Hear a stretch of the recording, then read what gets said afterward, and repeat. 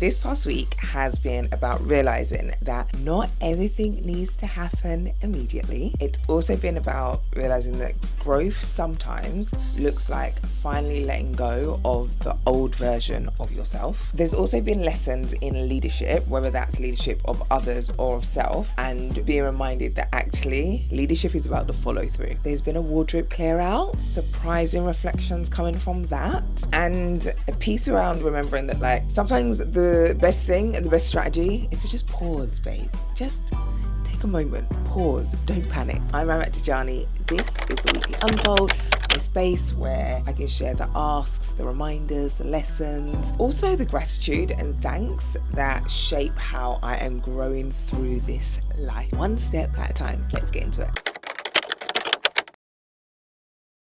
So my main ask this week was actually for patience. We are working on a project which was waiting for, I guess, like the main decision maker who's in the US to come back to us on something. Now, one of my colleagues was like understandably very keen, very eager, and was like, let's do it the minute they wake up, let's jump on. And I was like, let's pause. Let's take a moment. Like literally, let them wake up peacefully. What if they wake up from a nightmare and we're in there like, no, let them wake up peacefully. Let them ease into their day or into their morning. If they can have a coffee, have a coffee. Let them ease into it without the urgency that we would like to throw at them. I think that pause made all the difference. I'm claiming it. Because when they eventually did come back to us, the response was thoughtful. It was full of, let's collaborate in this way. And ultimately, we got the answer that we were waiting for. So there's something about not everything benefits from urgency. Not everything benefits from urgency. Some things, absolutely. Go in, be urgent. Some things, let it breathe. Let the room breathe. For this week, holding on to clothes just in case. Now, I actually like to declutter relatively regularly when it comes to my clothing, but I have recently been working with the lovely Samantha Harmon, who is a stylist. I know, right? Get me fancy, right?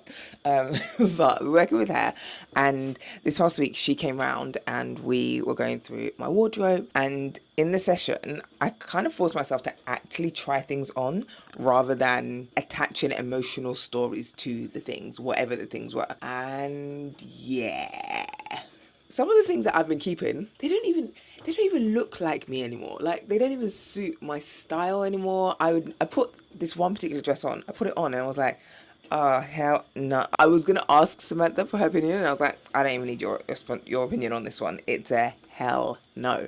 But it was really interesting to me that I'd kept hold of it for so long, for years actually. Somewhere in my head, I'd convinced myself that one day, I'll wear this again. Meanwhile, the current version of me is like, absolutely not, girl. So the whole experience felt really freeing. And I think there's something around me not even suddenly realizing, but just acknowledging that I wasn't just holding on to the clothes. I was holding on to older versions of me, like past versions of Ramat that just no longer exist. And so I needed to let go of those clothes. And I did. One or two very happy charity shops.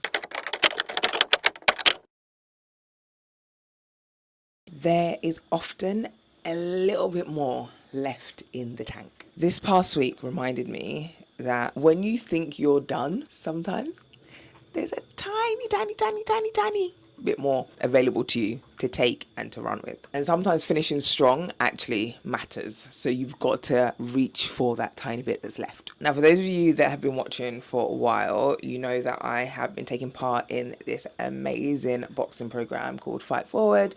And from the get-go, I said, I know the program requires you to get into the ring at the end and do this big fight night. I'm not doing that. I was very adamant that I'm doing the program to build discipline differently and to work out, just like get my body moving, not for perfection and definitely not for a performance at the end of it. But this past weekend, I stepped into the ring and I did 3 2-minute rounds of boxing. After round 2, I was shaking. I was breathing like really shallow breaths and I was ready to call it quits. I was in the red corner and Coach Shelley was like, she was telling me like, you can do this. And I was like, I know I can do this, but my body can't do this. I'm too tired. I can't do it. And she was like, you can do this. You can do it. Like, she was just speaking all these words of encouragement into me. And something said to me in that moment, if I don't try this last round of 2 minutes, I'm never going to know if I could have done it. And so I need to step back into the ring and do two things. I need to breathe. I'm terrible at breathing whilst I'm actually boxing. And I need to protect myself. That's it. For 2 minutes. 2 minutes only. So I went back in. And the moment it was done, I just broke down. I broke down in tears. And I think it was just the relief, but also the pride that I done it. I actually done it after saying from the get-go, I'm not doing it. I'm not getting in the ring. Blah, blah, blah, blah. And you know, the fight night is next week and I'm not going to be doing the fight night, but I did the 3 2-minute rounds. Me. I think there's something about proving to yourself that you can push through in those final moments that builds a certain amount of trust within yourself. I'm so proud of me because yeah, I'm so proud of me. That was one of the biggest lessons of this week. Leadership requires follow through. I went to an amazing premiere of a film called Fight Like a Girl.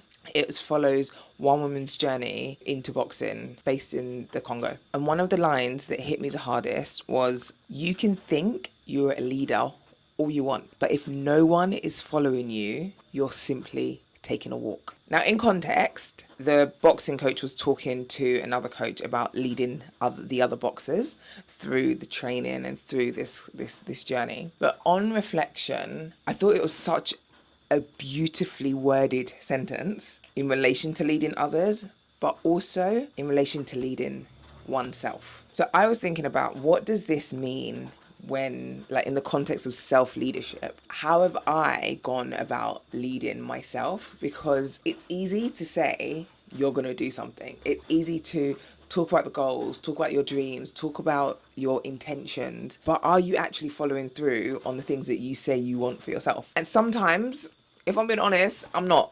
Like, that's the reality of it. But more recently, I can definitely say in leading myself, I've been following through. And that feels good. It feels good to reflect on. It feels good to just be in. So yeah, that's the line that hit me, and such a solid reminder. Leadership requires follow through, and if people aren't following you, or if you're not even following through yourself, are you really leading? Fight Forward boxing program. It's been a journey and it's not even over yet. But this past week has been incredibly emotional for us all on the program.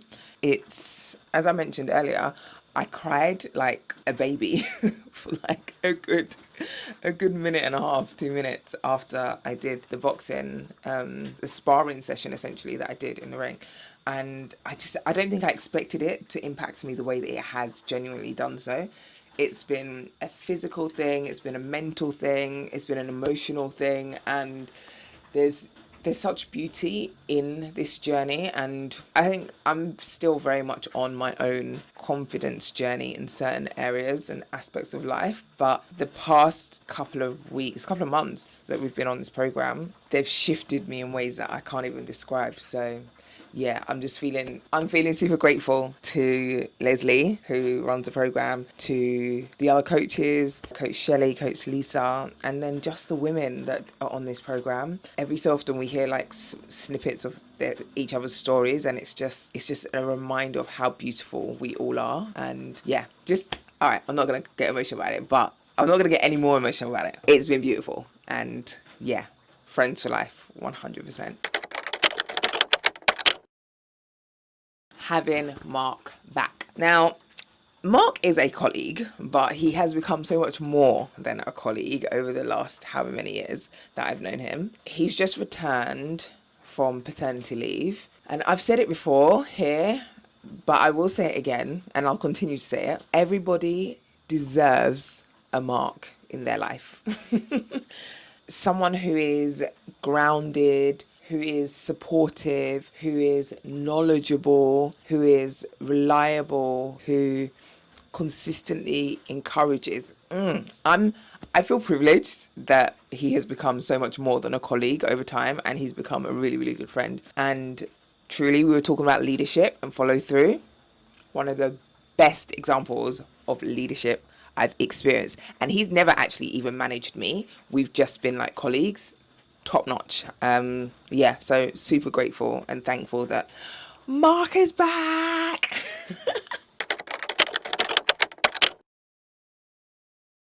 Catch ups with Janice. This past week, Jen and I have cried, mainly over Arsenal. Finally winning the league. Again. 22 years. It's been a roller coaster and I don't even like roller coasters, but boy. Anyway, we're not going to talk about this here, but all I'll say is Arsenal has had our hearts. Yeah, it's had our hearts. And so Jen and I have cried over this past week. We've laughed, we've reflected, we've schemed a little bit here, there. And I think there's something that I love about a friendship or even like a sisterhood where you can go through all those emotions all in one conversation. And we did it several times over several conversations this week. So yeah, it's beautiful and love her to bits. And yeah, thankful to have her basically. Oh, and we also decided that the lessons of the year so far, let's call it the first half of the year so far, they are definitely shaping the way in which we move in the second half of the year. It's going to be big. It's going to be beautiful. Trust me. Looking ahead to week 22 of 52. It's a short week in the UK because we have a bank holiday. So yeah, that's slightly inconvenient for me given how much work I have going on at work, but we will make it work. Work was the star of that last sentence or two. The sun's out, which is why I am glowing like this, because I'm also cooking something and it's hot in here, but sun is out. And I do think that genuinely changes everything. So looking forward to the week ahead, seeing how it pans out. And yeah, as always, thank you for watching. You know what they say, or what I say, stay out of trouble, unless it's good trouble, in which case, go wild. See you soon.